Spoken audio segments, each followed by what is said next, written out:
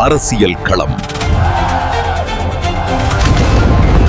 நிகழ்வுகளுக்கு அப்பால் உள்ள உண்மைகள்.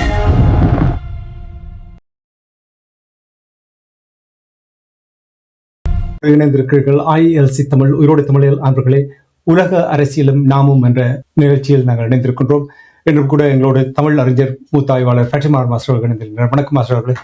வணக்கம் தனாஜானி. வணக்கம் உயிரோடு தமிழ் உறவுகளே. அன்பர்கள் சார்பாக உங்களுக்கும் வணக்கத்தை தெரிவித்துக் கொண்டு இன்று கூட நாங்கள் நிறைய விடயங்கள் பார்க்க இருக்கின்றது. குறிப்பாக உங்களுக்கு தெரியும், பிரித்தானியா மட்டுமில்லை, ஐரோப்பிய ஒன்றிய நாடுகளிலும் கூட வெப்பநிலை அதிகரித்திருக்கின்றது. அதே போல் அரசியலிலும் வெப்பநிலை மிகவும் அதிகரித்திருப்பது போல் தெரிகின்றது, எந்த நாட்டை எடுத்து பார்த்தாலும். அது மட்டும் இல்லாமல் ஈழத்தமிழர்களுடைய பிரச்சனை தொடர்பாக நாங்கள் பார்க்கும் பொழுது மாஸ்டர், உங்களுக்கு தெரியும், கடந்த 17 ஆண்டுகளை நீங்கள் எடுத்து பார்த்தீர்கள் என்றால் ஒரு சரியான வழிகாட்டல் இல்லாத நிலைமை, நாடுகளிடையே எந்த ஒரு நல்ல ஒரு உறவை கட்டி எழுப்புகின்ற நிலைமைகள் இல்லாத நிலைமை இருக்கின்றது. தூதரகங்களோடு எந்த ஒரு பெரிய தொடர் கூட்டங்கள் நடத்துகின்ற அவ்வாறான ஒரு தன்மை இல்லாத நிலைமைகள் தொடர்ந்து கொண்டேதான் இருக்கின்றது. இந்த நிலையில் 17 ஆண்டுகள் கடந்திருக்கின்ற நேரத்தில் கூட ஈழத்தமிழர்களை பொறுத்தமட்டு சர்வதேச நாடுகளுடைய நிலைப்பாடு ஈழத்தமிழர்களுடைய பிரச்சனை தொடர்பாக எவ்வாறு இருக்கின்றது என்று பார்க்கப்படுகிறது. இப்போ குறிப்பாக நீங்கள் ஆசிய பிராந்தியத்தை எடுத்தீர்களால் சரி, மேற்கத்திய நாடுகளை எடுத்துக்கின்றாலும் சரி, சீனா, ரஷ்யா போன்ற நாடுகளுடைய நிலைப்பாடுகள் கூட நாங்கள் கொஞ்சம் விரிவாக பார்க்கலாம் என்று. இதற்கு முக்கியமாக எங்களுடைய வரலாற்றையும் இதில் நீங்கள் இணைத்துக் கொண்டு வருவீர்களாக இருந்தால் சிறப்பாக இருக்கும். என்றால் வரலாற்றை நாங்கள் மறந்து கடந்து செல்ல முடியாது. எனவே நீங்கள் முதலில் கூறுங்கள், ஈழத்தமிழர்களுடைய இந்த பிரச்சனை தொடர்பாக நாங்கள் பார்க்கும் பொழுது இந்த சர்வதேச நாடுகளுடைய நிலைப்பாடு எவ்வாறு இருக்கின்றது நீங்கள் அவதானிக்கிறீர்கள்? நீங்கள் தொடக்கத்திலேயே கடந்த வியாழக்கிழமை பிரித்தானியாவில் வெப்பநிலை 38 தொட்ட பொழுது என்ன செய்யறான்னு தெரியாமல் பிரித்தானிய பிரதமரே தவித்த ஒரு வரலாறாக அமைந்தது. என்றால் இங்கு இப்படியான ஒரு திடீர் வெப்பநிலை உயர்வு வரும் என்று யாருமே எதிர்பார்க்கவில்லை. ஆனால் இந்த வெப்ப அலை பிரித்தானியாவை தடுமாற வைத்து விட்டது. இங்கு வீடுகளுக்கு போதிய குளிர்சாதன வசதிகள் அளிக்கப்படுவதில்லை. அப்படியான ஒரு சூழலில் மிகவும் கஷ்டப்பட்டிருக்கின்றார்கள். NHSல் வேலை செய்து கொண்டிருந்த பல தாதிமார் அந்த குறுகிய அந்த இடத்துக்குள் வேலை செய்த காரணத்தினால் மயங்கி விழுந்த சம்பவங்கள் கூட சுட்டிக்காட்டப்பட்டன. இது உண்மையிலே இந்த காலநிலை சீர்கேட்டுக்கு ஏற்ற மாதிரியாக எல்லா நாடுகளும் தங்களை தயார் செய்ய வேண்டும் என்கின்ற ஒரு மிகப்பெரிய ஒரு எச்சரிப்பாக கூட இருந்தது. அந்த வகையில் தான் எங்களுடைய தாயகத்தில் கூட இப்பொழுது மலையக பக்கத்திலே மிக கடுமையான மழை பெய்கின்றது, தமிழகத்திலே மழை பெய்து கொண்டிருக்கின்றது. இப்படியான ஒரு சூழலில் இந்த அக்டோபர், நவம்பர் மாதங்களில் எங்கள் பக்கத்திலும் இந்த காலநிலை சீர்கேடுகள் மிக மோசமாக இருக்கும் என்று கூறுகின்றார்கள்.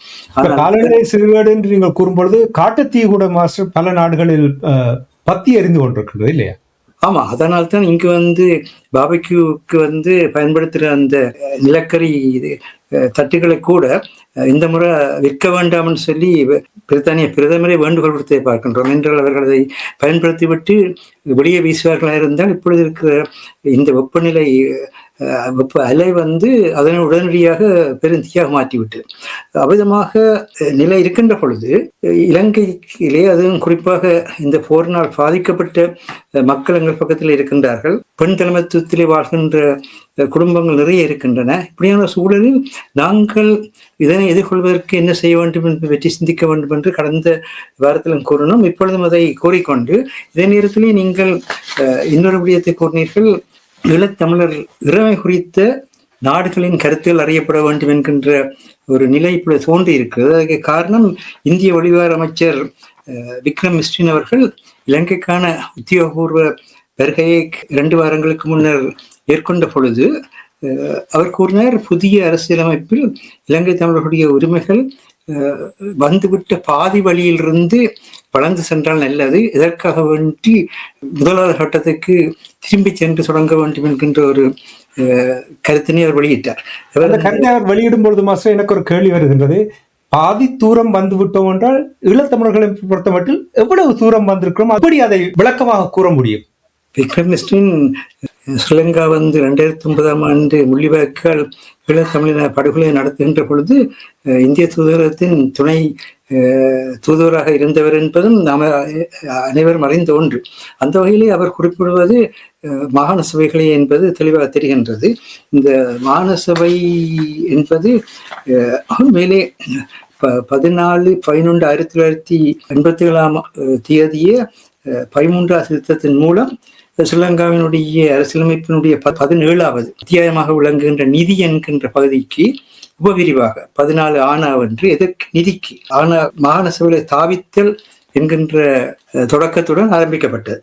இந்த மாகாண சபைகளை ஸ்தாபித்தல் என்கின்ற இந்த தன்மையைத்தான் அவர் பாதி வழி வந்தது என்று கூறுகின்றார். என்னென்னு சொன்னால், இந்த 2009ஆம் ஆண்டு முள்ளிவாய்க்கால் ஸ்ரீலங்கா ஈழத்தமிழ் இன அழிப்பை செய்ததற்கு பின்னர் ஐக்கிய நாடு சபையில் மனித உரிமைகள் பேரவையிலே எல்லா நாடுகளுமே இதற்கான நீதியை முன்னெடுக்க வேண்டும் என்று பேசிக்கொண்டிருந்த 2009 2015 கிடப்பட்ட காலகட்டத்தில் இந்தியா ஐக்கிய நாடு சபையில் தாங்கள் டிக்னிட்டி ஆஃப் தமிழ்ஸ், அதாவது தமிழர்களுடைய கண்ணியமான வாழ்வை உறுதி செய்வோம், அதற்கான நடவடிக்கை எடுக்கின்றோம் என்று கூறினார்கள். அவர்கள் அந்த கண்ணியமான வாழ்வு என்று கூறுவது இந்த பாதி வழி பயணம் என்று இவர்கள் கூறுகின்ற இந்த மாகாண சபைகளே என்பது இப்பொழுது தெளிவாக தெரிகின்றது. அந்த மாகாண சபைகளை ஈழத்தமிழ் அரசியல்வாதிகள் கோர வேண்டும் என்கின்ற ஒரு இந்தியாவோட விருப்பமும் ஈழத்தமிழ் அரசியல்வாதிகள் அவர்களிடத்திலே சென்று இந்த மாகாண சபை தேர்தலை நடத்துங்கள் என்று சொல்லி கேட்ட அந்த கோரிக்கைகளும், அத்துடன் ஸ்ரீலங்காவினுடைய அரசு தலைவர் அனுரகுமார திசுநாயக்காவை சந்தித்து மாகாண சபை தேர்தலை நடத்துமாறு கேட்டதும், இவர்கள் எல்லாம் இந்த மாகாண சபை தேர்தல் மாகாண சபையே தமிழருக்கான தீர்வாக, தமிழர்களுடைய கண்ணியமான வாழ்வுக்கான ஒன்றாக இந்தியா கருதுகிறது என்பதை தெரிகின்றது. அப்படியான ஒரு சூழலில் மத்திய உலக நாடுகளும் என்ன மாதிரியாக எங்களுடைய பிரச்சனைகள் குறித்து என்னென்ன கருத்துக்களை வைத்திருக்கின்றார்கள், அவர்களுடைய பார்வை எப்படி இருக்கின்றது என்றெல்லாம் தெரிந்து கொள்ள வேண்டிய தேவை இருக்கின்றது. என்றால் இந்த மாகாண சபைகள் பற்றிய ஒரு முகல் சிந்திப்பும் இந்த நேரத்தில் தேவையாக இருக்கின்றது. இந்த மாகாண சபைகள் ஒற்றையாட்சியில் இருக்கின்ற ஸ்ரீலங்கா நிர்வாகத்தில் நிதி பகிர்வுக்கு அல்லது நிதி பரவலாக்களுக்கான ஒரு கட்டமைப்பு. அந்த வகையிலே அந்த நிதி பரவலாக்களை பாராளுமன்றத்துக்கு வெளியே ஸ்ரீலங்காவுடைய அரசு தலைவரே தலைமை தாங்கி நடத்தக்கூடிய முறையிலே பாராளுமன்றம் தன்னுடைய உரிமைகளை இந்த மாகாண சபை மூலமாக ஸ்ரீலங்காவுடைய அரசு தலைவருக்கு சாரவாத்தை கொடுத்திருக்கின்றது. அந்த வகையிலே ஸ்ரீலங்காவுடைய அரசு தலைவர் ஆளுநரை நியமிப்பார். அந்த ஆளுநருக்கு கீழ்தான் அங்கு தேர்தல் நடைபெற்றாலும் கூட அந்த தேர்தல் தெரிவாகின்ற முதலமைச்சராக இருந்தாலும் சரி, மாகாண சபை உறுப்பினர்களாக இருந்தாலும் சரி, அவர்கள் அனைவருமே அந்த ஆளுநருக்கு கீழ் தான் செயற்படுவார்கள் என்பது அந்த மாகாண சபை குறித்த சட்ட கோவைகளை ஆழமாக வாசிப்பவர்களுக்கு தெரியும்.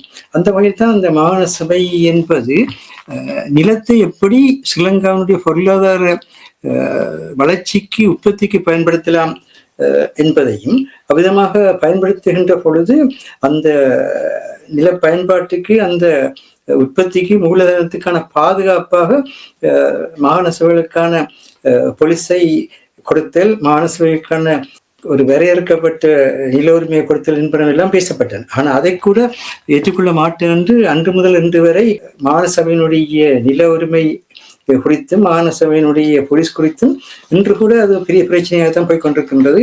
இது 87ஆம் ஆண்டிலிருந்து இன்று வரை கிட்டத்தட்ட அடுத்த வருஷம் 40 வருஷம். அப்படியான ஒரு சூழலில் 40 ஆண்டு காலமாக தள்ளாடி கொண்டிருக்கின்ற அந்த மாகாண சபை நிர்வாகத்தை கூட, நிதி நிர்வாகத்தை கூட செய்ய முடியாமல் இருக்கிறார். இன்றைக்கு இருக்கின்ற சூழலில் எங்களுக்கு தெரியும், அமெரிக்கா பசிபிக் இந்து மாக்கடல் ஓரங்களில் ட்ரோன் டோம்ஸை, அதாவது ட்ரோன் குவியங்களை ஏற்படுத்துவதற்கு முயற்சிக்கின்றது. அவ்விதமாக வருகின்ற பொழுது நிச்சயமாக ஸ்ரீலங்காவிலும் அல்லது ஸ்ரீலங்காவுக்கு அந்நிய பகுதிகளிலும் கூட அத்தகைய நிலைகள் ஏற்படலாம்.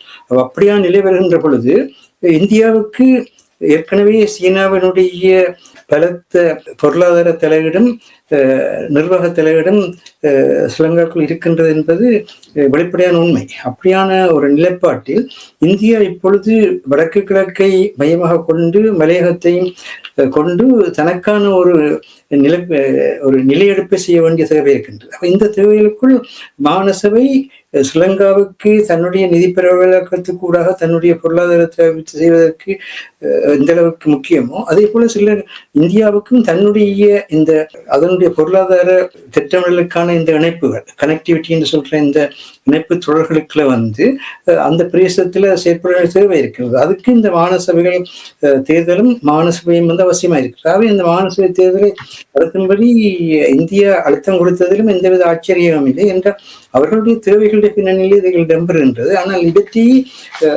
தமிழ் மக்களுக்கான ஒரு தீர்வு போல ஈழத்தமிழ் அரசியல்வாதிகள் செயற்படுவதுதான் மிக வேதனையான ஒன்றாக இருக்கின்றது. தங்கள் தப்பி பிழைக்கும் பொறிமுறைக்குள் சபைகள் மெக்கானிசத்துக்குள் நாங்கள் இதில் செய்கின்றோம் என்று நீங்கள் கூறுகின்ற பொழுது அது வேறுபடியா. ஆனால் ஏதோ மாகாண சபை வந்துவிட்டால் எல்லாமே முடிந்துவிடும் என்ற மாதிரி பேசுகின்றார்கள். அது மட்டுமல்ல, சுயாட்சி, அதாவது சுயாட்சியுடன் கூடிய சமஷ்டி என்கின்ற கோரிக்கையை முன்வைத்து வந்த அகில இலங்கை தமிழ் காங்கிரசினுடைய தலைவரும் தேசிய மக்கள் தமிழ் தேசிய மக்கள் முன்னணி தலைவருமாகிய கையேந்திரகுமார் பொன்னம்பலத்தையும் இப்பொழுது ஆர்கட்சி கூட்டமைப்புக்குள் இணைவதற்கான அழைப்பு விடுக்கப்பட்டிருக்கின்றது. அவரும் வந்து தன்னுடைய கொள்கைகளில் தான் இருந்தாலும் ஒரு பொதுக்குரலாக ஒரு ஒருமைப்பட்ட நிலையில் சில விடயங்களை முன்வைப்பதற்கு இணைய வண்டி வரலாம் என்ற மாதிரியான கருத்துக்களை தெரிவித்திருக்கின்றார். அவர் இவற்றை பார்க்கின்ற பொழுது 2 விதமான செயற்பாடு அங்கே இருக்கின்றன. ஒன்று வந்து மேற்குலக நிலையில்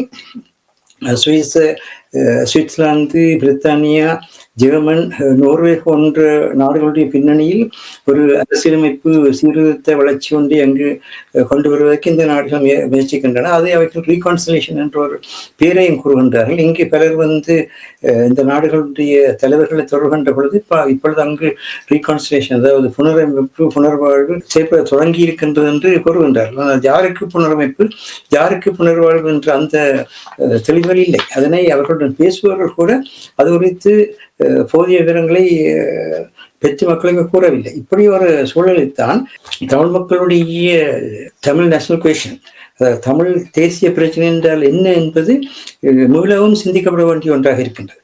தமிழ் தேசிய பிரச்சனை என்பது 116 ஆண்டுகளாக போர்த்துகேய காலனித்துவம் கைப்பற்ற முயன்ற இறமை 1505 1622 மட்டும் அந்த காலகட்டத்தில் யாழ்ப்பாண அரசினுடைய இறமை போர்த்துகேயரிடம் சென்றடைந்தது.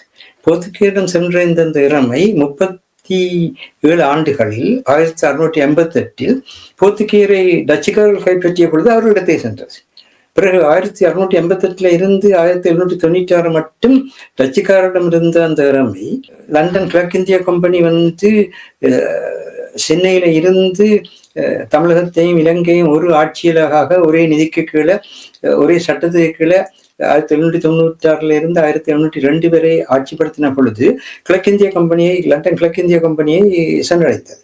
அவர்களை பிறகு பிரித்தானியா கலைத்து போட்டு பிரித்தானிய முடிக்குரிய ஆட்சி தொடங்கிய பொழுது 1802 இருந்து 1948 மட்டும் பிரித்தானியாவுடமே ஈழத்தமிழ் இறமை இருந்தது, யாழ்ப்பாண அரசினுடைய இறமை. அதே நேரத்தில் பிரித்தானியா வன்னியரசை 1832 1802 இருந்து கிட்டத்தட்ட 30 வருஷம் 1802 1832 மட்டும் 30 வருஷம் வந்து கடுமையாக போரிட்டு வன்னியரசை கைப்பற்றியது. வன்னியரசனுடைய இறமையும் இணைந்து விட்டது. அப்ப இப்பொழுது தமிழர்களுடைய முற்றுமுழுதான இறமை பிரித்தானிய அரசாங்கத்திலே 1833 இருந்து 1948 மட்டும் 115 ஆண்டுகள் இருந்தன. இந்த 1948 வந்து பிரித்தானியா வந்து தான் உருவாக்கிய சிலோன் என்கின்ற அரசாங்கம், சிலோன் என்ற பேர் முதல் இலங்கைக்கு இருக்கவில்லை, சிலோன் என்ற அந்த அரசாங்கம், அந்த சிலோன் என்ற அந்த அரசாங்கத்துக்கு அவர்களே உருவாக்கிய சிலனிஸ் என்ற ஒரு தேசிய செயற்கையான ஒரு தேசிய இனம், அது சிங்களவரையும் தமிழரையும் முஸ்லிம்களையும் எல்லாரும் உள்ளடக்கிய கற்றோர் குலத்தையும் பிரித்தானியருக்கு சாதகமாக இருந்தவர்களையும் உள்ளடக்கிய ஒரு கூட்டம். அதற்கு அவர்கள் வந்து 1948 சுதந்திரத்தை கொடுத்தார்கள். சுதந்திரத்தை கொடுத்த பொழுது அப்பொழுது இருந்த காலத்து அரசியல் தலைவர்கள் எவ்விதமாக எங்களுடைய இளமையை வெளிப்படுத்தினார்கள் என்பது இப்ப இருக்கிற ஈழத்தமிழ் இளைய சமுதாயத்துக்கு, அதுவும் குறிப்பாக வந்து சட் ஜெனரேஷனுக்கு, அல்ஃபா ஜெனரேஷனுக்கு தான் துப்புரவா தெரியுதில்லை. ஆகவே நாங்கள் அதை பற்றியும் பேச வேண்டிய ஒரு தேவை வருகிறது. இந்த ஈழத்தமிழுடைய வரலாற்றிலேயே ஈழத்தமிழுடைய இளமை இருந்தது என்பதை முதல்ல எஸ்டபிள்யூஆர் பண்டாரநாயக்க இங்கு கேம்பிரிட்ஜில் தன்னுடைய படிப்புகளை முடித்து கொண்டு வருகின்ற பொழுது ஒரு மார்க்சியவாதியாக வந்தார். அவ்விதமாக வந்த பொழுது அவர் வந்து இறங்கியதுமே சொன்ன விஷயம், யாழ்ப்பாண அரசு, கண்டி அரசு, கோட்டை அரசு என்று 3 அரசுகள் இருந்து மையமாக வைத்து யாழ்ப்பாண ரட்டசபாவை, கண்டி ரட்டசபாவை, கோட்டை ரட்டசபாவை என்று 3 சபைகளை கொண்ட வகையில் சுதந்திரம் வழங்கப்பட வேண்டும். ஆக இதை முதலாவதாக அங்கீகரித்தது மார்க்சியவாதியாக இருந்த நேரத்து எஸ்டபிள்யூஆர் பண்டாரநாயக்க சிங்கள தலைவர். அதே நேரத்தில் அன்றைக்கு வந்து இடதுசாரி கட்சிகள் எல்லாம், அது எல்எஸ்எஸ்பியாக இருந்தாலும் சரி, கம்யூனிஸ்ட் கட்சியாக இருந்தாலும் சரி, எல்லா இடதுசாரி கட்சிகளுமே தமிழர்களுக்கு தன்னாட்சி உரிமை இருக்கின்றதை வெளிப்படையாக கூறினார்கள், பேசினார்கள். ஆகவே சிங்கள தலைமை கூடாகவே எங்களுடைய அந்த தன்மையை நாங்கள் 20களிலேயே உணரக்கூடியதாக இருந்தது, தமிழர்களுக்கான இறமை தனித்துவமானது என்பதை. அந்த ஒரு கட்டத்தில் தான் அமர் ஜி பொன்னம்பலம் அவர்களுக்கு முதல் 1944ஆம் ஆண்டு செப்டம்பர் மாதம் 1ஆம் தேதி பிரித்தானிய கடற்படையிலே திருகோணமலையில் வைத்தியராக இருந்த தென்னார்காடு மாவட்டத்தைச் சேர்ந்த எஸ் பொன்னையா என்பவர் தமிழ் சிலோனும் மத்திய சிலோனும், Tamil Ceylon and rest of Ceylon என்ற தலைப்பில் வந்து பிரித்தானிய காலனித்துவ செயலாளராக இருந்த ஸ்டான்லி ஒலிவர் ஃப்ரெட்ரிக் ஜார்ஜுக்கு அனுப்பிய கடிதத்தில் வந்து முதல் தடவையாக வந்து தமிழ் மக்களுக்கான தனித்துவத்தை எடுத்து விளக்கி இந்த தமிழ் சிலோன் என்று சொல்லி இந்த யாழ்ப்பாணத்தையும் வன்னி, மட்டக்களப்பு, திருவண்ணாமலை, அம்பாறை மாவட்டங்களை உள்ளடக்கிய அந்த பகுதி வந்து தமிழ் சிலோன் என்பதையும் அதை தனியான முறையிலே அதற்கு சுதந்திரத்தை கொடுக்க வேண்டும் என்று கோரிக்கையை முன்வைத்தார். அப்பொழுது 44ஆம் ஆண்டு செப்டம்பர் 1ஆம் தேதி இந்த கோரிக்கை முன்வைக்கப்பட்டிருக்கிறது. அதே நேரத்திலே வந்து சோல்பரி கமிஷன் இதை பொருட்படுத்தாமல் இருந்த பொழுது 1945ஆம் ஆண்டு நவம்பர் மாதம் 3ஆம் தேதி அமரர் ஜி பொன்னம்பலம் வந்து அப்போது இருந்த காலனித்துவ செயலாளர் ஹாலுக்கு அனுப்பின கடிதத்தில் வந்து சிறுபான்மை இனத்தவர்கள் தமிழர்கள் முக்கியமானவர்கள், அவர்களே நாட்டின் மூலமான முதல் குடிகள், தீவின் ஆட்சியாளர்கள், தனிப்பட்ட அரசுகளை அமைத்து இலங்கை முழுவதிலும் நீண்ட ஆண்டு காலம் அதிகாரம் செலுத்தியுள்ளனர். தமிழர்கள், சிங்கள அரசர்கள் தங்களுடைய தமிழினத்தின் கூறு என்று பெருமைப்படுகின்றார்கள். அதற்கு காரணம் என்னவென்று சொன்னால், பிரித்தானிய அரசு தன்னுடைய ஆட்சியை தொடங்குவதற்கு முதல் ஒரு நூற்றாண்டை எடுத்து நோக்கினால் அந்த நூற்றாண்டு முழுவதும் இலங்கையில் வந்து மன்னர்களாக இருந்தவர்கள் தமிழர்களாக இருந்தார்கள். கண்டி அரசர்களாக இருந்தாலும் அவர்களும் தமிழர்களாக இருந்தார்கள். யாழ்ப்பாண அரசும் தமிழர்களாக இருந்தது. கோட்டை அரசு ஏற்கனவே குடியேற்று விட்டது. அப்போ அந்த ஒரு சூழலில் அவர் அதையும் குறிப்பிட்டிருந்தார். அவை அமர் ஜி பொன்னம்பலம் பற்றி குறிப்பிட்டு தமிழர்களுடைய பங்களிப்பு சிங்கள அரசுகளுடைய உருவாக்கத்திலையும் அதனுடைய பாதுகாப்பிலும் கூட பங்களிப்பு செலுத்தி இருக்கின்ற அந்த தன்மையை கூட கூறினார். இவற்றை இன்றைக்கு இருக்கிற அனுரகுமார் அவர்கள், அவர் தன்னை ஒரு இடதுசாரி சிந்தனை உள்ளவர் சொல்பவர், இவற்றை தன்னுடைய கவனத்தில் எடுத்து பார்க்க வேண்டிய ஒரு தேவை இருக்கின்றது. அதே நேரத்திலே தமிழ் காங்கிரஸ் கட்சியினுடைய அக்காலத்து பொதுச் செயலாளராக இருந்த கோப்பா எம்பியாக பின்னர் இருந்த கதிரப்பிள்ளை அவர்களுடைய தந்தை எஸ் சுப்பிரமணியம் அவர்கள் இலங்கைக்கு சுதந்திரத்தை கொடுத்த லேபர் கட்சியினுடைய அட்லி பிரபுவுக்கு எழுதிய கடிதத்தில் லார்ட் அட்லீட்ல வந்து அவர் என்ன கேட்கிறாருன்னு சொன்னால், உலகத்தில் சிறுதேச இனங்களுடைய தன்னாட்சி உரிமைக்கு முக்கியத்துவம் கொடுத்து அதை நிலைநாட்டுகின்ற லேபர் கட்சி எதற்காக ஈழத்தமிழர்களுடைய தன்னாட்சி உரிமைக்கு முக்கியத்துவம் கொடுக்கவில்லை என்று கேட்கின்றார். இவற்றை ஏன் என்று கூறுகின்றோம் என்றால், இந்த பிரித்தானியாவிலே வந்து புதிய பிரதமர் அவர்கள் பதவியேற்றிருக்கின்ற நேரத்திலே அவர்களுடன் என்ன மாதிரியாக இந்த வரலாறு இருந்தது என்பதை எங்களுடைய மக்கள் தான் எடுத்துக் கூற வேண்டும். அதை பெரியவர்கள் கூறாவிட்டாலும் கூட எளியவர்கள் எடுத்துக் கூறுவதற்காகத்தான் இந்த குறிப்புகளை கூற வேண்டியிருக்கின்றது. இந்த இன்றைக்கு இருக்கின்ற சூழலில் உங்களுக்கு தெரியும், இன்றைக்கு உலக நாடுகள் எல்லாவற்றிலும் ஒன்றில் நாம் எங்களை அடையாளப்படுத்த வேண்டும், இல்லாவிட்டால் அடையாளம் இருக்காது. அதை சுருக்கமாக சொல்வார்கள். அதாவது மிருகங்களுடைய ராஜ்யத்தில் சாப்பிடு அல்லது சாப்பிடப்படுவாய் என்பது பொது விதி. அதே போல மனிதர்களுடைய அரசில் வந்து அடையாளப்படுத்தி இல்லாட்டி அடையாளப்படுத்தப்படுவாய் என்பது பொது விதியாக இருக்கின்றது. நாங்கள் எங்களுடைய வரலாற்றை எடுத்து கூறி பிரித்தானியா காலனித்துவத்தில் ஏற்பட்ட தீர்க்கப்படாத பிரச்சனையாக ஈழத்தமிழர் பிரச்சனை இருக்கின்றது என்பதை பிரித்தானியுடைய புதிய பிரதமர் அவர்களுக்கு எடுத்துக் கூற வேண்டிய பொறுப்பு இருக்கின்றது. இதுல இன்னொரு விடயத்தை நீங்க பார்த்து, இப்ப கொசோவோ மற்ற இந்த சவுத் சூடான் போன்ற நாடுகளை நீங்கள் எடுத்து பார்த்தீர்கள் என்றால், மேற்கத்திய நாடுகள் அந்த இறையாண்மையை ஏற்றுக்கொண்டது. ஆனா ஈழத்தமிழர்களுடைய விடயத்தில் மட்டும் இந்த ஒற்றையாட்சிக்குள் தான் அவர் ஒரு தீர்வை கொண்டு வர வேண்டும் என்று ஒரு இரட்டை நிலைப்பாட்டை வைத்திருக்கிற மாதிரி நீங்கள் பார்க்கவில்லையா? இல்லை, அவர்கள் வைத்திருப்பார்கள் என்று அவர்களுக்கு கிடைத்த தகவல்கள், அவர்களுடைய தன்னல போக்குகள் இவற்றின் அடிப்படையில் வைத்திருப்பார்கள். ஆனால் அது அப்படி அல்ல என்று அதற்கு எதிரான கருத்துக்களை கூறி தீசிஸ் இருந்தால் அதற்கு அண்டி தீசிஸை கொண்டு வருகின்ற பொழுதுதான் புதிய கருத்து வரும். அதே அதற்குத்தானே அமைப்புகள் எல்லாம் இருந்து அதை விளக்கப்படுத்த வேண்டிய பொறுப்பு அவர்களிடம் தானே இருந்தது இல்லையா? இப்ப என்ன பிரச்சனை என்றால், இங்குதானே இப்ப சட் ஜெனரேஷன் தான் இப்பொழுது உலகம் முழுக்க தங்களுடைய வாழ்வுக்கான எதிர்காலத்தை நிர்ணயித்துக் கொண்டிருப்பதை நாங்கள் எங்குமே பார்த்து கொண்டிருக்கிறோம். அப்படியான நேரத்தில் எங்களுடைய சட் ஜெனரேஷனுக்கு அவர்களுடைய வரலாறு தெரியாத நிலையில் இருக்கின்றார்கள். அவருடைய வரலாறு என்பது ஒரு தேசிய விடுதலை போராட்டம் நடந்த காலத்து வரலாறாக மட்டுமே அவர்களுக்கு தெரிகின்றது. இலங்கையில் இருக்கின்ற சஜ்ஜனரை சேர்ந்தவர்கள் அதுவும் கூட தெரியாத நிலையாக இருக்கின்றது. ஆனால் எவ்விதமாக அந்த வரலாற்றுடைய பரிணாம வளர்ச்சி இருந்தது. அந்த பரிணாம வளர்ச்சியில் தான் தேசிய விடுதலை போராட்டம் வந்து அந்த தேசிய விடுதலை போராட்டத்தை மிக ஒழுங்குபடுத்தி நெறிப்படுத்தி ஒரு அற்புதமான ஒரு காலமாக இந்த 78 முதல் 2009 கிடப்பட்ட நடைமுறை ஆட்சி காலத்தை ஈழத்தவர்கள் அமைத்தார்கள் என்ற அந்த அடிப்படையிலே பேசுபவர்கள் மிக குறைந்து கொண்டு வார்கள். அது மட்டுமில்லை, நாங்கள் எங்களுடைய சொந்த மண்ணில் நாங்கள் வாழ்வதை அமரர் ஜி.ஜி. பொன்னம்பலம் அவர்கள் 1945ஆம் ஆண்டிலேயே சொல்லி இருக்கின்றார்கள், இலங்கை முழுவதையுமே தமிழர்கள் ஆண்ட வரலாறு கூட இருக்கிறது என்று. அது மட்டுமில்லை, ஒரு 100 ஆண்டு காலம் இலங்கையுடைய ஆட்சியாளராக தமிழர்கள் இருந்தார்கள் என்பது வரலாற்று பூர்வமான ஒன்று. கண்டி அரசினுடைய கடைசி 3 அரசை சேர்ந்தவர்களும் கூட தமிழ்நாட்டில் இருந்த தமிழர்கள் தான். அதே நேரத்தில் யாழ்ப்பாண அரசும் இருந்தது. ஆகவே இவற்றை கூறி சிங்கள மக்களுக்கும் சரி, இது இப்படி கூறுவது எங்களுக்குத்தான் இலங்கை முழு உரிமை என்பதற்காக அல்ல. அதாவது இலங்கை தீவினுடைய உருவாக்கத்தில் நாங்கள் எங்களுக்கான வாழ்க்கையை கொண்டிருக்கின்றோம். எங்களில் இருந்து ஏற்பட்ட பரிணாம வளர்ச்சியில சிங்கள இனம் தோன்றியது என்று நாங்கள் கூறுகின்றோம்.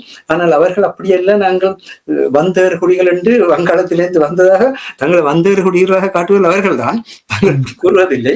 நாங்கள் கூறுவது இலங்கையிலே இருந்த தொன்மையின் தொடர்ச்சியுமான மக்களினம் அங்கிருந்த சாதி பிரச்சனைகள் மத பிரச்சனைகள் காரணமாக ஏற்பட்ட வளர்ச்சியில் இன்னொரு இனமாக பரிணாமம் அடைந்து என்றுதான் நாங்கள் கூறுகின்றோம். நாங்கள் எந்த ஒரு கட்டத்திலும் அவர்களை விலத்தி கூறுவதில்லை. எப்படியாவது பரிணாமம் அவர்கள் தமிழர்களை அவர்களுக்கு அப்படி கூறுவதற்கான பயம் என்னன்னு சொன்னால், இந்தியா தங்கள் எல்லாரையும் உள்ளடக்கின ஒரு பகுதியாக இலங்கையை மாற்றி விட்டுருவான்ற ஒரு அச்சம் இருந்தது. அந்த பின்னத்தை அப்படி தொடங்கியது. ஆனால் அதெல்லாம் பழைய கதை. ஆனால் எது நடந்தது என்பது யங் ஜெனரேஷனுக்கு தெரிய வேண்டிய ஒரு காலகட்டத்தில் இருக்கிறோம் என்பதுதான் முக்கியமான விடயம். மீண்டும் ஒருமுறை நான் இந்தியாவுடைய வெளியுறவு செயலர் விக்ரம் மிஸ்ரி அவர்கள் கூறிய விடயத்தை நீங்கள் கூறினீர்கள். அதாவது சரியான பாதையில் பயணித்து வந்திருக்கின்றோம், மீண்டும் அதை பின்னோக்கி கொண்டு போக விடாதீர்கள் என்று நீங்கள் கூறும் பொழுது எனக்கு உடனடியாக வருகின்ற என்னவென்று சொன்னால், தமிழக அரசியல்வாதிகள் மற்றும் இந்திய தமிழர்களுடைய உணர்வுகளை தாண்டி புதுடெல்லி இருக்கிறது. புதுடெல்லியினுடைய வெளியுறவு கொள்கையை ஈழத்தமிழர்களை பொறுத்த மட்டும் ஒருபோதும் முதன்மை பெறாதென்று நீங்கள் கருதவில்லையா? எந்த ஒரு விடயத்தையும் மாறாது என்கின்ற தன்மையுடன் அணுகக்கூடாது என்று கூறுவார்கள். உலகத்திலே எந்த விடயமாக இருந்தாலும், எவ்வளவு இறுக்கமான விடயமாக இருந்தாலும், எவ்வளவு அதிகாரத்துடன் இருக்கிற விடயமாக இருந்தாலும், அந்த நிலை உலகத்தில் எவ்வளவு காலத்துக்கு நீடித்திருக்கின்றது என்பது வரலாற்றில் எல்லோருக்கும் தெரியும். ஆனபடினால் இது ஒவ்வொருவரும் தங்கள் தேவைக்காக, தங்களுடைய இராணுவ தேவைகள், தங்களுடைய பொருளாதார தேவைகளுக்காக மக்களை பயன்படுத்துகின்ற ஒரு உலகம். அந்த வகையில் தான் நாங்கள் இதனையும் பார்க்க வேண்டிய தேவை இருக்கின்றது. அந்த வகையிலே இந்தியாவுக்கு நேற்றைக்கு இருந்த தேவை வேறு, இன்றைக்கு இருக்கின்ற தேவை வேறு. இது ஒரு மிக முக்கியமான கட்டம். இந்த ஒரு மிக முக்கியமான கட்டத்தில் பசிபிக் இந்து மாக்கடலினுடைய தனித்த ஒரு பாதுகாப்பு அரணாக அமெரிக்கா தன்னை வெளிப்படுத்த முற்படுகின்றது. அங்கு அதுதான் ஈரானில் நடந்து கொண்டிருக்கின்ற பிரச்சனை. ஆனால் அதற்கு முன்பு இது ட்ரூமன் காலத்தில் இருந்தது.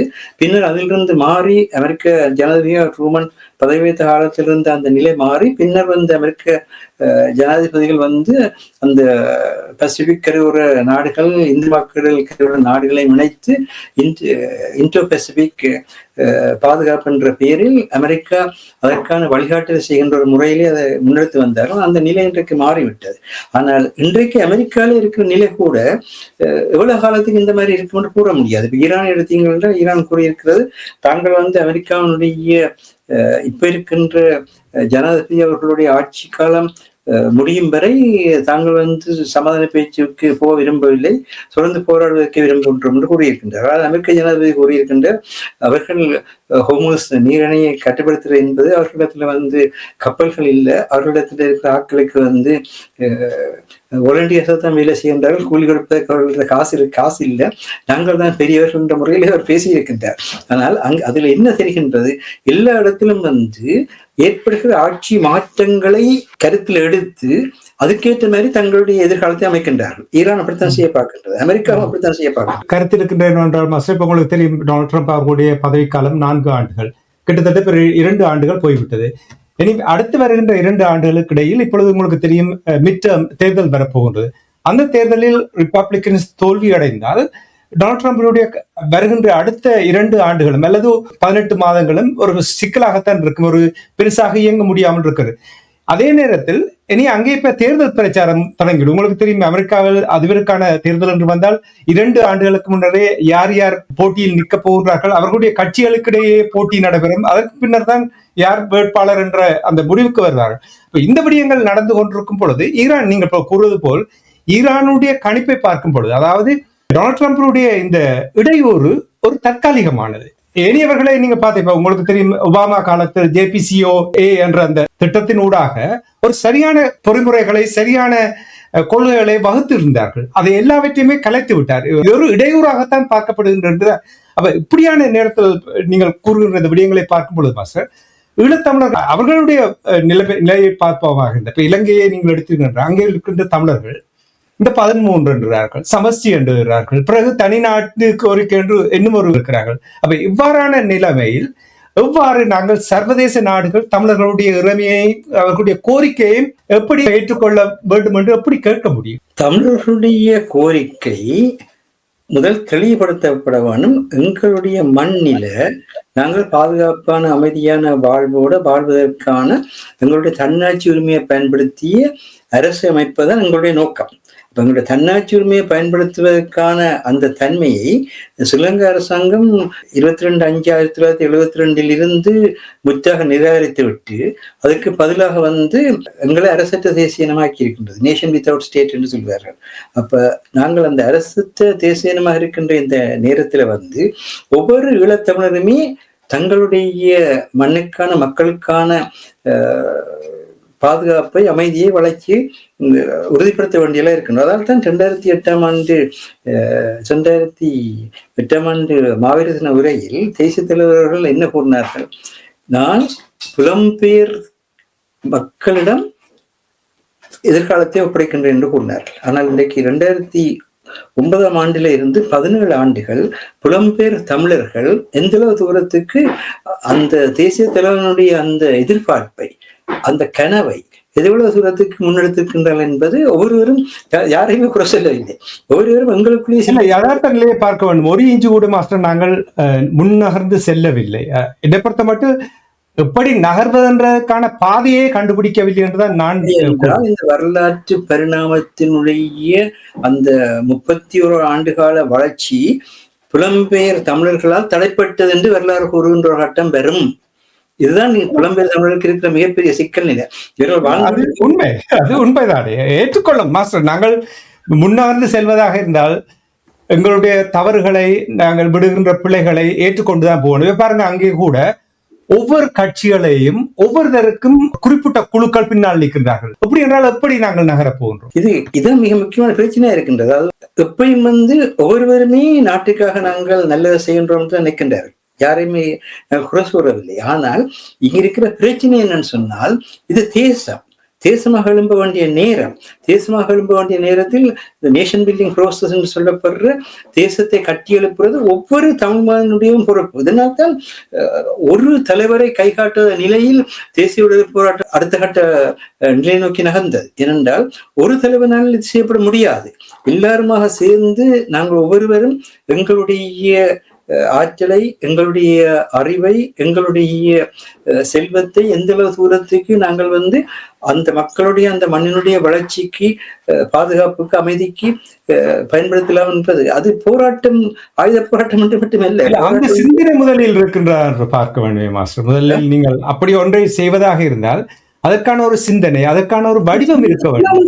கூற முடியாது என்று அங்கு சின்ன சின்ன அளவில் வேலைகள் நடக்காமல் இல்லை, எல்லோருமே ஏதோ செய்கின்றார்கள். ஆனால் அவர்கள் செய்கின்ற அந்த செயற்பாடுகள் ஒரு முழுமைத்துவப்படுத்தப்பட்டு ஒரு மிகப்பெரிய சக்தியாக மாற முடியாத நிலையில் இருக்கின்றது. எத்தனையோ செரைட்டிகள் இருக்கின்றது. பாத்தீங்கன்னா இந்த மாசம் 30ஆம் தேதி அனைத்துலக வலிந்து காணாமல் ஆக்கப்பட்டவர்களுடைய நாள் வருகின்றது. ஆகஸ்ட் மாசம் 30ஆம் தேதி அனைத்துலக வலிந்து காணாமல் ஆக்கப்பட்டவர் தினம். ஆனால் இந்த தினத்தில் உலகெங்கும் தமிழர் இருக்கின்றோம்.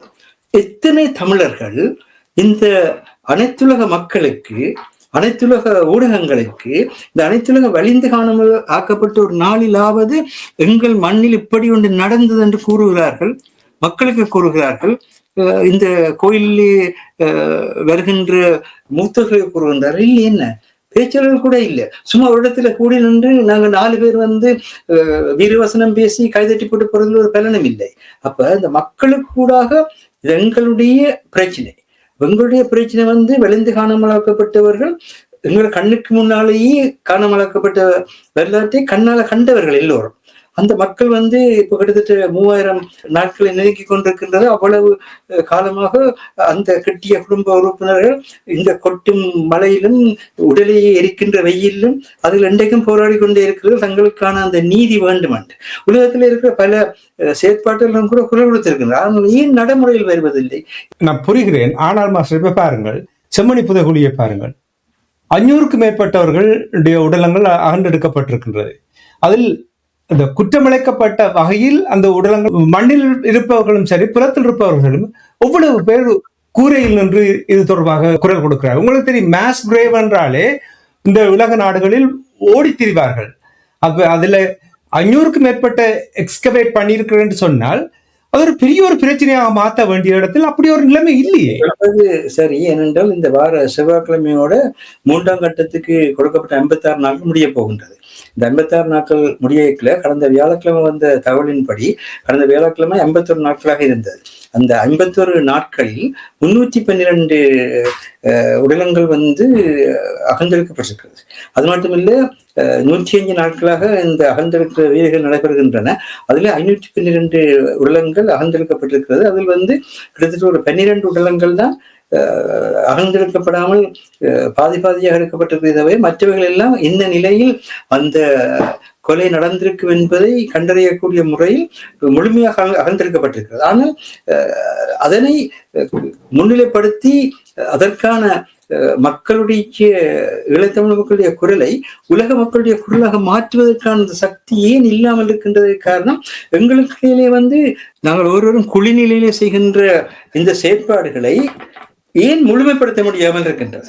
அந்த முழுமைப்படுத்த முடியாமல் இருக்கின்றதுக்கு காரணம் என்ன என்பதுதான் இப்பொழுது இருக்கின்ற மிக முக்கியமான விடயம். இப்படியே குளிநிலையிலே எல்லாரும் செயல்படுவமாக இருந்தால் இப்பொழுது இந்த பிரச்சனையை கண்ணால கண்டவர்களுடைய ஆயுள் குறைந்து கொண்டு வருகிறது. இப்ப இன்னும் ஒரு 10 வருஷத்தில் கண்ணால் கண்டவர்கள் நேரடியாக சாட்சி சொல்ற அளவுக்கு அவர்களுக்கு உடல் வலு இருக்குமான்னு கூற முடியாத அளவுக்கு வந்து கொண்டிருக்கிறது. அப்படி என்றால் காலத்தை நாங்கள் பயன்படுத்தாமல் விட்டு கொண்டிருப்பது எவ்வளவு ஆபத்தை விளைவித்துக் கொண்டிருக்கிறது. அடுத்த செப்டம்பர் மாசம் 5ஆம் தேதி அனைத்துலக சேரிட்டி டே வருகிறது. ஆனால் எங்களுக்கு எத்தனையோ சேரிட்டிகள் இருக்கின்றன, எத்தனையோ சேரிட்டிகள் செயற்படுகின்றன. ஆனால் அந்த சேரிட்டிகள் தங்களுக்குள் ஒருங்கிணைந்து அந்த மக்களினுடைய முழுமையான ஒரு தேவைகளை உலகத்துக்கு சொல்கின்ற நிலை இல்லை. அது இந்த வாரத்தில் 2மே இருக்கிறது. விளைந்து காணாமலாக்கப்பட்ட சுதந்திரம் இருக்கிறது. அனைத்துலக இந்த தர்ம தொண்டு சபைகளுடைய தினமும் பெறுகிறது, தொண்டர்களுடைய தினமும் பெறுகிறது. அப்படியான நாட்களிலாவது நாங்கள் அவற்றை உலகத்துக்கு தெரியப்படுத்தக்கூடிய சந்தர்ப்பங்கள் வருகின்ற பொழுது கூட செய்ய முடியாமல் இருக்கின்றோம். அதற்கான ஊடகத்தன்மை இல்லை என்பதை நாங்கள் சொல்கின்றோம். அந்த ஊடகத்தன்மை ஒரு பலம்பொருந்தியாக இருந்திருந்தால் யாருமே மறக்க முடியாது. இந்த தேசிய விடுதலை போராட்டத்தினுடைய பலமாக இருந்தது புலம்பெயர் தமிழர்களுடைய ஊடகங்கள் தான். அந்த நேரத்தில் இவ்வளவு பெரிய தொழில்நுட்ப வளர்ச்சி இருக்கவில்லை. உங்களுக்கு தெரியும் என்ன பாடெல்லாம் பற்றி ஊடகத்திலே இருந்த ஒவ்வொருவருமே நடத்தினார் என்பது தெரியும். அவ்வளவத்துக்கு கஷ்டப்பட்டு நடத்தினதுடைய பலன் கூட அதுக்கு உரிய நேரத்தில் இல்லாம இருக்கிறன்ற கவலையில் தான் ஊடகவியலாளர்கள் மிக கடுமையாக விமர்சனங்களை முன்வைக்கிறார்களே தவிர யாருக்கு மேலும் எந்த கோபமும் இல்லை. இல்லையா, இது தனிப்பட்ட மனிதர் மீது எந்த ஒரு விமர்சனமும் இல்லை மாஸ்டர். நான் இது நம்முடைய இனத்தினுடைய பிரச்சனை. இப்ப நீங்கள் இந்த எங்களுடைய இறமை தொடர்பாக நீங்கள் கூறும்பொழுது, மண் மீட்பென்றெல்லாம் நீங்கள் கூறும்பொழுது, இந்த செம்மணி, அதாவது எங்களுடைய அப்பாவி மக்களை கொன்று குவித்திருக்கிறார்கள், அதற்கு குரல் கொடுக்க முடியவில்லை என்றால் எப்படி நாங்கள் எங்களுடைய இறமை, தன்னாட்சி, சுயாட்சி, சமஷ்டி இதுகளுக்கெல்லாம் எப்படி நாங்கள் ஒருமைப்பாட்டுக்கு வழியில் வரப்போகின்றோம்? அப்படி வருவதற்கான வாய்ப்புகள் இல்லை. நாங்கள் சில வேளைகள் உண்மையை பேசித்தான் ஆக வேண்டும். என்னை பொறுத்த மட்டும் நான் உண்மை பேசுவதற்கு விரும்புவேன். அப்படியே உங்களுக்கு வெளிச்சம் காணுகிறதா? இல்ல, அதாவது எப்பயும் உலகத்துல போராட்டங்களுக்கு பிறகு இப்படியான சிக்கல்கள் உலக வரலாற்றுல இருக்குது, இல்லாண்டு இல்லை. ஆனா அதுக்காக சிக்கல் இருக்குன்றதுக்காக நாங்கள் இன்றைக்குமே ஒரு தேசிய ஒருமைப்பாட்டை முன்னெடுக்காம இருக்க முடியாது. சரி, நேற்றுக்கு என்ன நடந்த பிரச்சனை இருக்கட்டும். இன்றைக்கு ஏன் ஒரு பொது நிலையில ஒவ்வொருவரும் நாங்க என்னென்ன செய்கிறோம் என்று ஒரு பொது நிலையில பேசுவதற்கு ஏன் முடிவதில்லை? அதுக்கான காரணம் என்ன? நீங்கள் உங்கள் பார்த்து செயல்படுங்கள். யாருமே யாரோடும் இணைந்து செயல்பட சொல்லி கூட இன்றைய யாருமே கேட்பதில்லை. ஆனால் நாங்கள் இந்த பகுதியில் இந்த வேலையை செய்கின்றோம், இந்த பகுதியில் இந்த ஆதரவா இருக்கின்றோம் என்று ஒரு பொது நிலையில் இணைவதற்கான ஒரு கட்டமைப்பை ஏன் இயக்க முடியாமல் செயல்படுத்த முடியாமல் இருக்கிறது. இதனால் நினைக்கின்றேன் ஒவ்வொருவரும் எடுக்கிற முயற்சியில் ஒரு 10% 20% தான் செயல்முறைக்கு வருகிறது. மிச்சமெல்லாம் பலன்ஸா போய் கொண்டிருக்கிறது. காரணம் என்னன்னு சொன்னால், இந்த நெறிப்படுத்தல் மிக முக்கியமான ஒன்று. மனித வாழ்க்கையிலே எதையும் ஒழுங்குபடுத்தி நெறிப்படுத்துவதன் மூலமாக தான் மனிதனை இயங்க முடியும். நான் என்னை காலையில் எழுந்ததிலிருந்து என்னை ஒழுங்குபடுத்தி நெறிப்படுத்தாவிட்டால் 2 நாள்ல வைத்தியசாலையில படுத்திருக்க வேண்டி வேற. அப்படி இருக்கல சமூகத்தை நாங்கள் நெறிப்படுத்த வேண்டி இருக்குது. ஆனா நாங்க என்ன நினைக்கிறோம் என்றால், அந்த மாதிரி ஒரு கருத்தியல் வளர்ந்து விட்டது. இதுல நடந்தது இருக்கட்டும். இந்த நிலையில் இன்றைக்கு நீங்க சொன்ன மாதிரி 512 உடலங்கள் மண்ணிலிருந்து எழுந்து எங்களுக்கான நீதியை தாருங்கள் என்று கேட்கின்றன. இது உலகம் முழுவதற்கும் சொல்லப்பட வேண்டிய விடயம். ஒரு இடத்துல 10 பேர் 12 பேர் இனப்படுகொலை செய்யப்பட்டிருக்கிறான்னு சொன்னாலே உலகத்துல ஒரு முனையிலிருந்து மறுமுனை மட்டும் மக்கள் கொதித்து எழும்புகின்றார். பாருங்க, காசால நடக்கிற விஷயத்துக்கு ஹமாஸ் வெளி உலகத்துல போராடுது. இங்க இருக்கிற எல்லா மக்களும் அதுக்கு அந்த மக்களுக்காக குரல் இருக்கின்றார்கள். அப்ப அப்படியான ஒரு சூழல் இப்ப பாத்தீங்கன்னா, ரவிகரன் சொல்லி இருக்கிறார் 2025ஆம் ஆண்டு குறிப்பின்படி 8 லட்சம் டன்னுக்கு மேற்பட்ட மீன் மெட்ரிக் டன்னுக்கு மேற்பட்ட மீன் முல்லைத்தீவு கடல்ல பிடிக்கப்பட்டிருக்கிறது. ஆனால் அங்க முல்லைத்தீவு கடல்ல இருக்கிற மக்களுடைய வாழ்வை பார்த்தீங்கன்னு சொன்னா, அவர்கள் 2025ஆம் ஆண்டு 1000 ராத்தல் மீன் கூட பிடிச்சிருக்க மாட்டார். அபதமான வாழ்வுல இருக்கிறார். அப்படின்னா அந்த மீன்களை பிடிப்பவர்கள் யார்? சட்டவிரோதமா பிடிக்கின்றார்களா? இன்னைக்கு யாழ்ப்பாணத்தினுடைய ஆளுநராக இருக்கிற இன்றைக்கு புதிதாக கடற்படை தளபதியாக பொறுப்பேற்றவரிடம் போய் கூறியிருக்கின்றார், இப்படி இந்திய இழுவப்படைகள் இந்த மக்களுடைய அடிப்படை வாழ்வாதாரத்தை அளித்து கடல் வளத்தையும் அளித்துக் கொண்டிருக்கின்றன. அதை நீங்கள் உரிய முறையில் தடுத்து நிப்பாட்ட வேண்டும். இன்றைக்காக சொல்லுகின்றார்கள். ஏன் சொல்கின்றார்கள்? இந்த மீனவர் பற்றிய கோரிக்கையை ஊடகங்கள் பலமாக வெளிப்படுத்த துவங்கினுடைய விளைவு. ஆனால் செம்மணியை பற்றிய கோரிக்கையில அதை வைத்துக்கொண்டு நாங்கள் ஒரு உணர்ச்சிகரத்தை தூண்டலாம். ஆனா உணர்வு பூர்வமாக எப்படி அனைத்துலக சட்டங்களுக்கு கீழே, அனைத்துலக முறைமைகளுக்கு கீழே அதை முன்னெடுத்து கொண்டு போறது எப்படியாக இல்ல, இங்க பலர் செயற்பட்டு கொண்டிருக்கிறார்கள். ஆனா அவர்கள் செயற்படுற தன்மைகளை ஏன் ஒருங்கிணைக்க முடியதில்லை என்றால் முதல் கேள்வி. நாங்கள் நிகழ்ச்சி என்று கொண்டு வரதுக்கு ஒரு கேள்வி மாஸ்டர். இப்ப அனுரகுமார் திசுநாயக்கா தொடர்பாக நாங்கள் நிறைய தடவைகள் பேசி இருக்கிறோம். இப்ப நாங்கள் மீனவர்கள் பிரச்சனை தொடர்பாக கூறும்பொழுது, செம்மணி தொடர்பாக கூறும்பொழுது அனுர குணத்திநாயக்கா தெளிவாக கூறிக்கொண்டிருக்கின்றார் தமிழ் மக்களுக்கு நீதி கிடைக்கும் என்று. நானும் ஓரளவுக்கு நம்புகிறேன். அனுர குணத்திநாயக்கா சில விடயங்களை செய்து தமிழ் மக்களுடைய மனங்களையும் இதயங்களையும் வெல்ல வேண்டும் என்ற அந்த நோக்கம் இருக்கின்றதை நான் உணர்ந்திருக்கின்றேன். ஆனால் அதை செய்த பின்புதான் நாங்கள் அது என்ன காரணத்துக்காக செய்கிறார் என்று நாங்கள் பார்க்கலாம். ஆனால் தற்பொழுது உள்ள சூழலில் பாருங்க, தமிழ் மக்களுடைய பிரச்சனைகள் எதையுமே சரியாக கையாளவில்லை. அதற்கு காரணம் என்னவென்றால் சிங்கள மக்கள் கொந்தளித்து விடுவார்கள் என்றார்.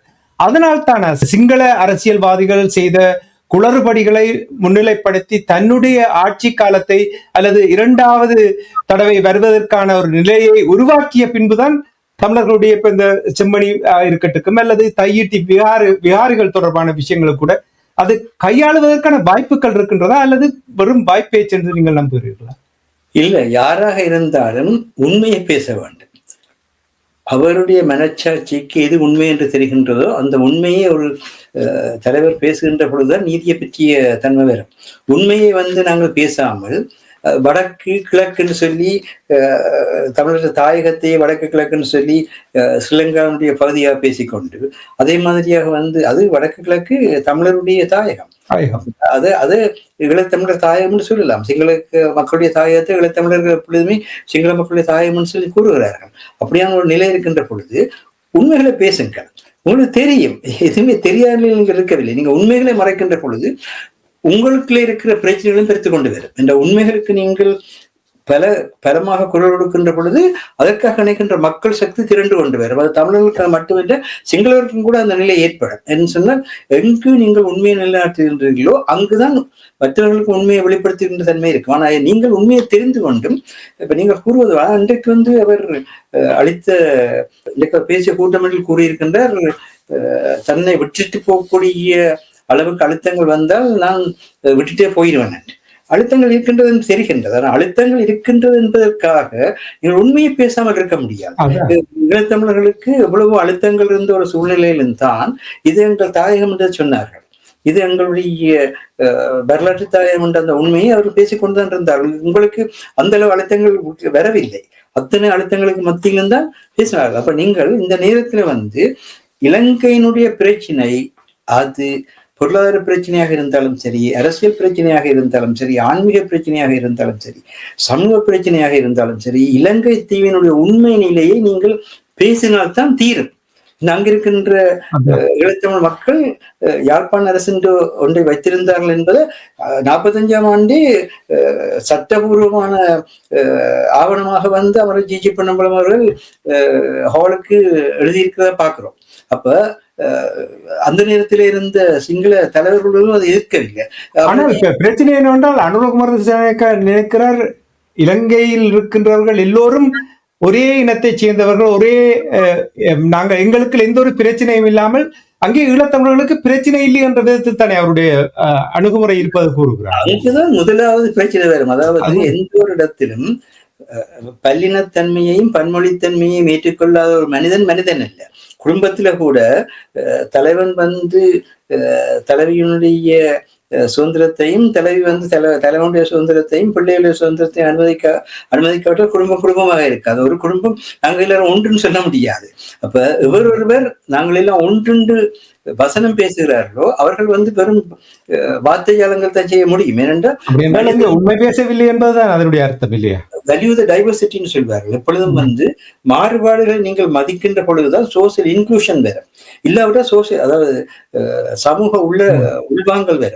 அப்படி இல்லைன்னு சொன்னால் சமூக வெளிவாங்கல்லாம் இருப்பீங்க, சோசியல் எக்ஸ்க்ளூஷன்லாம் இருப்பீங்க. எப்பொழுதும் தமிழர் எங்கள்ல இருந்து வேறுபட்டவர்கள், வேறுபட்டவர்கள் வச்சு பிச்சை போடாதீங்க. தவறு செய்த தமிழர்கள் பிச்சை கேளுங்கிறாது. ஈழத்தமிழ் அரசியல்வாதிகள் அந்த பிழை இருக்கிறது. இந்த ஈழத்தமிழ் அரசியல்வாதிகள் ஏன் சிங்கள அரசிடம் உரிமை கேட்க வேண்டும்? இந்த உரிமை எங்களது நீதான்னு சொல்லி அவர்களை எங்களோட பேச்சுவார்த்தைக்கு வாழ்ந்து தான் தேசியத்தில் அழைத்தது. இன்றைக்கு வந்தார்கள் தானே, வராம விட்டார்களா? நோர்வே மட்டும் வந்தார்கள் தானே, கொங்கன் மட்டும் வந்தார்கள் தானே, வராமல விட்டார்கள். ஏனென்றால் நீங்கள் உறுதியாக இருந்து இதுதான் எங்களுடைய நிலப்பாடு, நீங்கள் வாங்கண்டா அவர் வந்துதான் ஆக வேண்டும் என்ற இலங்கையை பொறுத்த மட்டில் ஈழத்தமிழர்களும் சரி, சிங்களவர்களும் சரி, மலையக மக்களும் சரி, முஸ்லிம் சகோதரர்களும் சரி, எல்லாரும் நாங்கள் எங்களுடைய அரசியல் உரிமைகளோடு நாங்கள் சமத்துவமும் சகோதரத்துவம் சுதந்திரம் வாழ்ந்தால்தான் இலங்கை தீவு வந்து அதற்குரிய அதன் மேலே இருக்கும். அல்லாவிட்ட அன்றைக்கு இலங்கை தீவு என்ன மாதிரியாக மாறிக்கொண்டிருக்கின்றது என்று எல்லாருக்கும் தெரியும். ஒருத்தருமே ஒன்றும் செய்ய நிலையில் நிற்கின்றீர்கள், அதுவும் எல்லாருக்கும் தெரியும். அப்படியான ஒரு சூழலில் நீங்கள் மக்களை நம்ப வேண்டும். இதுதான் தேசிய தலைவருடைய மிகப்பெரிய சக்தியாக இருந்தது. நான் மக்களை நம்புகிறேன், தயவு செய்து உங்களுடைய மக்களை நம்புங்கள், இலங்கை தீவினுடைய மக்களை நம்புங்கள். இலங்கை தீவினுடைய மக்கள் இலங்கை தீவினுடைய மக்களாக இருக்க வேண்டும். ஈழத்தமிழர்கள் இலங்கை தீவினுடைய மக்கள், சிங்கள மக்கள் இலங்கை தீவினுடைய மக்கள், முஸ்லிம் மக்கள் வர்த்தகத்துக்கு வந்து இந்த இலங்கை தீவினுடைய மக்கள், மலையக மக்கள் தொழிலுக்கு வந்து இன்றைக்கு இலங்கை தீவினுடைய மக்கள். நாங்கள் மக்களை நம்பினால்தான் மக்களுக்கான தேவை என்ன, மக்களுக்கான எதிர்காலம் என்ன என்று மக்களோடு சேர்ந்து வாழலாம். நிச்சயமெல்லாம் ஜாகன்ஸ் தான். இந்த உண்மையை உணர்ந்தால் நாங்கள் வந்து இருப்பை ஏற்றுக்கொள்ள வேண்டும். நாங்கள் இப்ப எல்லாத்தையும் இருப்பையும் ஏற்றுக்கொள்றோம். எப்படி ஏற்பட்டது இந்த இருப்பையும் சொல்லணும். இதுல யார் பெரியவர் யார் சிறியவர் என்ற போட்டி அல்ல இன்றைக்கு இருக்கிற தேவை. எல்லாத்தையும் இருப்பையும் ஏற்றுக்கொண்டு அவரவருக்குரிய தன்மையோடு நாங்கள் வழக்கு கிழக்கிட என்னத்தை கேட்டார் தேசத்தங்குற லண்டன் பாலசிங்கம் அவர்கள், எங்களுக்கான இடைக்கால நிர்வாகத்தை நாங்கள் இடைக்கால நிர்வாகத்தை நடத்தி உங்களுடைய மக்களுக்கு இடையில இருக்கின்ற இந்த வறுமை அறியாமை இதுகளை போக்குறதுக்கான அந்த வேலையை நாங்கள் செய்யல, நீங்களும் செய்தீங்களாண்டா அதுக்கு பிறகு தெளிவின் அடிப்படையில் நாங்கள் பேச்சுவார்த்தை நடத்துவோம் தான் சொன்னேன். இப்ப இருக்கிற அரசியல் கலாச்சாரத்துல அந்த பேச்சுவார்த்தை நடத்த முடியாது என்று பாலான தெளிவா சொன்ன விஷயம். அதே மாதிரிதான் நீங்க சொல்ற மாதிரி அனுரகுமார திஸ்நாயக்கா தன்னளவில் தான் ஏதாவது ஒரு இடசரி சிந்தனையோட செயற்பட்டாலும் கூட அவரால் இப்ப இருக்கிற அரசியல் கலாச்சாரத்தை தாண்டி ஒன்றும் செய்ய முடியாது. அப்ப இப்ப இருக்கிற அரசியல் கலாச்சாரத்தை நீங்கள் மட்டுப்படுத்துறதா இருந்தால் ஈழத்தமிழ் மக்களுடைய வாழ்வை பாதுகாருங்க, ஈழத்தமிழ் மக்களுடைய அமைதியை இப்ப இருக்கிற நிலையில நிலைநிறுத்துங்க.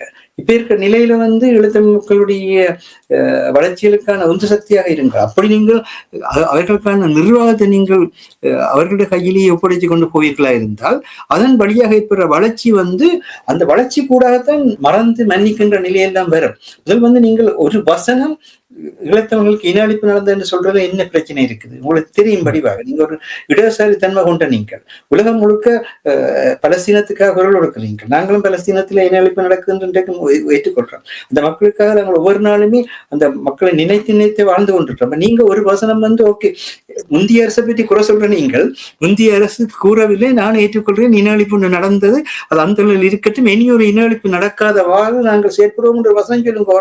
அந்த ஒரு வசனத்தோட எவ்வளவு மாற்றம் பார்ப்போம். அதே மாதிரி மலைய மக்களை பற்றி நீங்க பேசுகின்ற பொழுது மலைய மக்கள் உங்களுடைய பொருளாதாரத்தை வளப்படுத்துவதற்கு தங்களுடைய உயிரையும் உடலையும் கொடுத்த ஒரு இனம். அது அந்த மண்ணினுடைய பிரிக்கப்பட முடியாத பொக்கிஷம், சொத்து. அப்ப நீங்கள் அவர்களுக்கு வந்து ஒரு காணியை கொடுப்பதில்லை, அவர்களுக்கான உதவி. அவர்கள் நீங்கள் சமத்துவமான மக்களை ஏற்றுக்கொள்ளுங்கள். அதே மாதிரி தான் முஸ்லிம் மக்களுடைய வர்த்தகத்தன்மை இல்லாவிட்டால் ஏன் கப்பல் ஓட்டிய தமிழன் கூட கப்பலை ஓட்டுவதற்கு கொழும்புல இருந்த முஸ்லிம் பக்தர்கள் தான் உதவி செய்தார்கள் அந்த பிரித்தானிய காலத்துல, அவ்வளவு நெருக்கடியான நேரத்துல. அதே மாதிரி இன்னம்பிரா போன்றவர்கள் வந்து அந்த நேரத்துல விடுதலை போராட்ட காலத்துல பாகிஸ்தான் ஒழித்திருந்தார்கள், எல்லாருக்கும் தெரியும். ஆகவே ஒவ்வொரு மக்களுடைய பங்களிப்பையும் நீங்கள் ஏற்றுக்கொண்டு ஒவ்வொரு மக்களுக்குமான அந்த எதிர்காலத்தை பற்றி சிந்திங்கள். அது சிந்திப்பதுதான் இடதுசாரி தன்மை. இடதுசாரி தன்மையில வந்து சாதி, மதம், மொழி, நிறம், பிரதேசம் எதையும் நீங்கள் பார்க்க கூடாதுன்னு சொல்வது உண்மை. ஆனா அப்படி இல்லாமல் போறதற்கு நீங்கள் மனித நேயத்தை முன்னெடுக்க வேணும். மனித நேயத்தை முன்னெடுக்கின்ற பொழுது எந்த ஒருவரும் மொழியாலேயோ அல்லது இனத்தாலேயோ பாதிப்புறாத நிலையை உருவாக்குங்க. அதை உருவாக்கலாம் கூட. நீங்க சொல்ற நாங்கள் எல்லாரும் இலங்கை தீவை சேர்ந்தவர்கள், நாங்கள் எல்லாரும் ஸ்ரீலங்கன்ஸ் அல்ல, இலங்கை தீவை சேர்ந்தவர்கள். அந்த இலங்கை தீவில நாங்கள் ஈழத்தமிழர் என்ற நிலையில இருக்கிறோம், நீங்கள் வந்து சிங்கள என்ற நிலையில் இருக்கின்றீர்கள். மலையக சகோதரர்கள் மலையக மக்கள் என்ற நிலையில் இருக்கின்றார்கள். மலையக மக்கள்ன்றதை விட அன்றைக்கு மலையக வாழ்வுக்கூடாக ஈழத்தினுடைய மக்களாக இருக்கின்றார்கள். முஸ்லிம் சகோதரர்களும் அவர்களுடைய பங்களிப்பு மிக முக்கியமானது. இதுக்கு ஏற்பட்ட வரலாற்று துன்பங்கள் நிறைய இருக்குது, அதை பற்றி பேச வேண்டாம். ஏனென்றால் ஒரு விஷயம் இருக்கு, அதுதான் நான் நடுவில் சொல்றேன். தொல்காப்பியம் சொல்ற ஒரு வரி, வேந்துரு தொழில் பகமை நீக்கம். ஒரு வேந்துக்கு இருக்க வேண்டிய செயற்பாடு என்னென்றால், ஒரு அரசுக்கு இருக்க வேண்டிய செயற்பாடு என்னென்றால் பகைமைகளை நீக்கிறது. அதை விட்டு போட்டு பகைமையில நீங்கள் வந்து வளர்த்து கொண்டு போற செயற்பாடுகள் செய்வீர்களா இருந்தால் ஒரு கட்டத்திலும் அமைதின்றது வராது. ஒரு பகைமைக்கு எதிராக இன்னொரு பகைமை வேறும், ஒரு பகைமைக்கு எதிராக இன்னொரு பகைமை வேறும். இதான் வந்து ஒரு இப்ப வந்து இந்த மாசத்துக்குள்ள வந்து எப்படின்றாலும் உயிர்த்த ஞாயிறு படுகொலைகள் பற்றிய தீர்ப்பு வெளிவர வேண்டிய ஒரு இறுக்கமான கட்டம் வந்து விட்டது.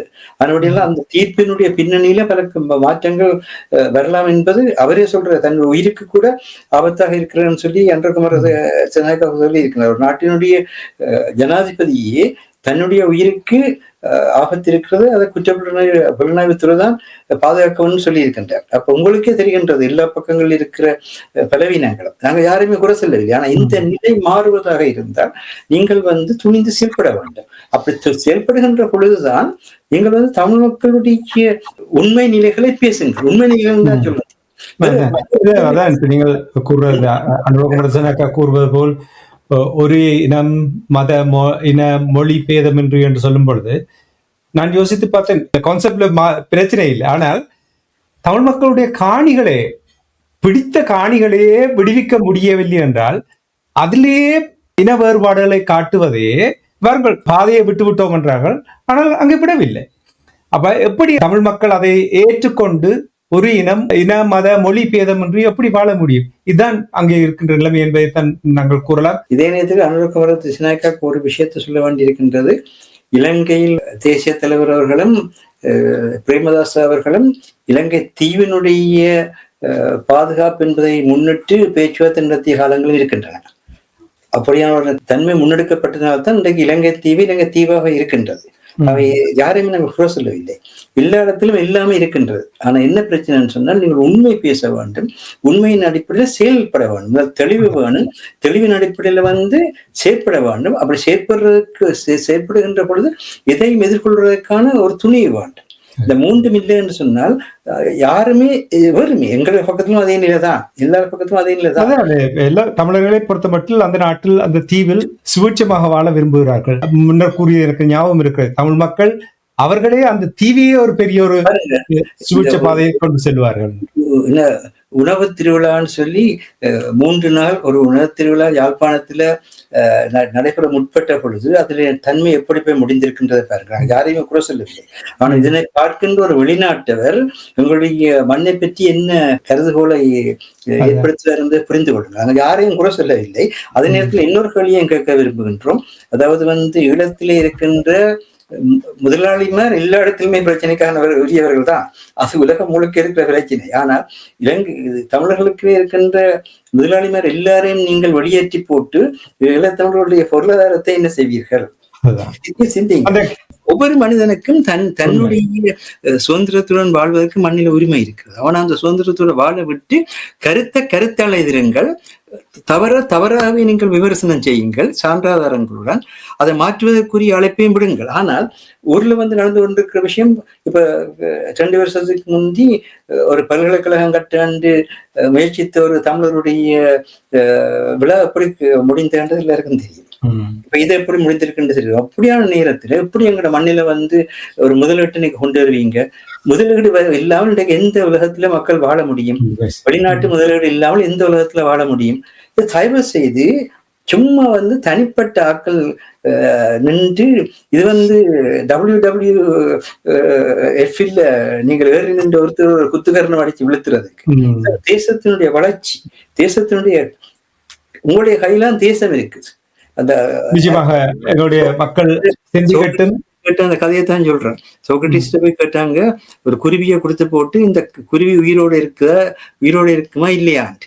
அவர் தன் கையில வச்சுக்கொண்டு கேட்கிறான். அவர் உயிரோடு இருக்கும்னு சொன்னா கையை இறுக்கி நசிச்சினான்னு செத்து போயிடும். உயிரோட இல்லைன்னு சொன்னா திறந்து விட்டா பறக்கம். அப்படியான நேரத்துல அவர் என்ன சொன்னார்? அது உயிரோட இருக்கிறது, உயிரோட இல்லாம இருக்கிறது உன்னுடைய கையில் இருக்கிறது. அதே மாதிரி நாங்கள் எங்களுடைய மக்களுடைய கையில் விட்டு இன்றைய நிகழ்ச்சியை உலக அரசியலும் நாமும் என்ற அந்த நிகழ்ச்சியை தொடர்ந்து கொண்டு மீண்டும் அடுத்த வாரம் இணைந்து கொள்வோம். நிகழ்ச்சியில் பங்கெடுத்து கலந்து சிறப்பித்த தமிழறிஞர் மூத்த ஆய்வாளர் பட்மார் மாஸ்டர் அவர்களுக்கு நன்றி கூறி தனஞானி இந்த நிகழ்ச்சியை கொண்டு வருகின்றேன். நன்றி, வணக்கம் மாஸ்டர் அவர்களே. நன்றி, வணக்கம்.